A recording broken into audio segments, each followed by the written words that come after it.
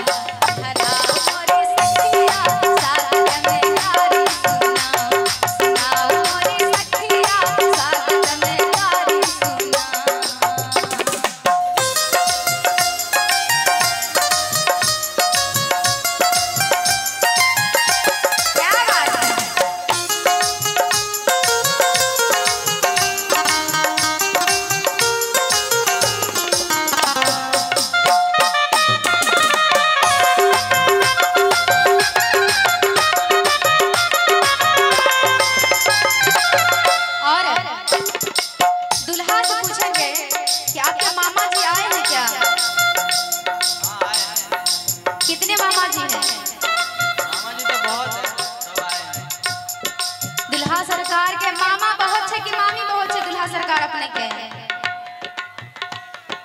अच्छा, और दुल्हा सरकार के मामा से आग्रह करबे कि मर छे मामा जी। हाँ, और समझी सरकार सभी सबके धीरे धीरे बारी आते ना। पप्पू जी हैं, क्या बात है, आप लोग जानते हैं दुल्हा सरकार के मामा जी हैं या पापा जी।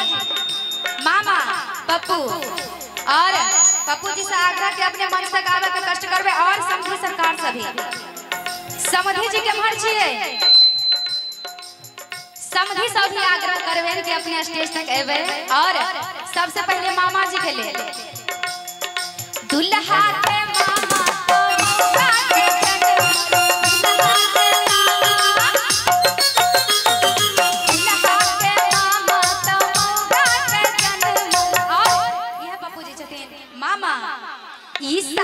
समधी के बालों नहीं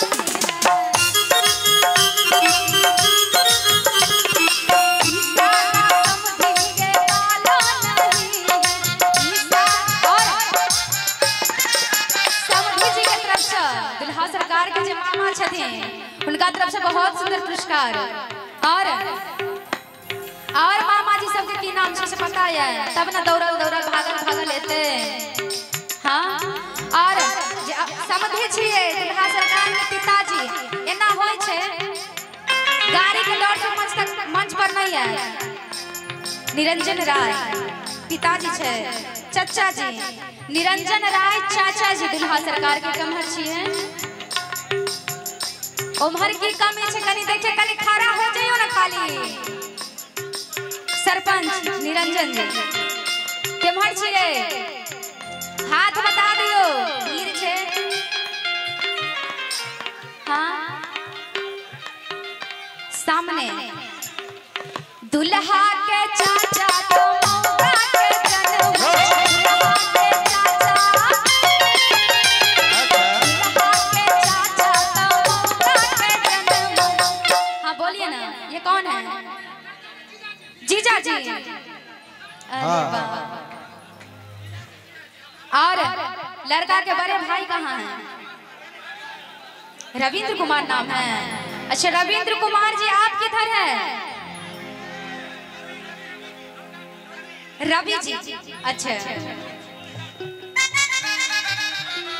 मोछवाला जीजा, मोछवाला जीजा, मोछवाला जीजा। और आजकल सब चीजें के हाथ में रहे छे, फटक्का छोड़े के। जयमाला हो छे तखन फटक्का छोड़े के। हाँ अंगूठी सब चीज के हाथ में रहे छे। कैलस गहना में घोटाला मोछवाला जी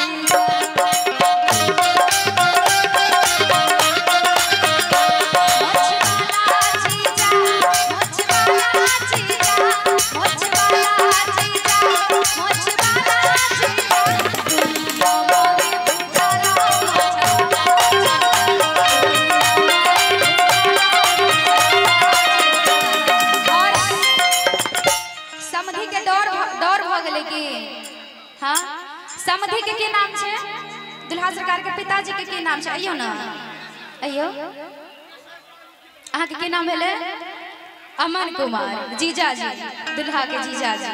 हाँ और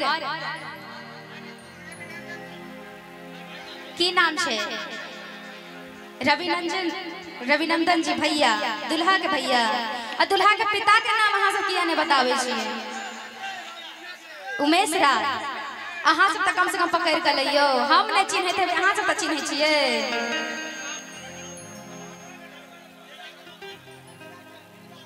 हाँ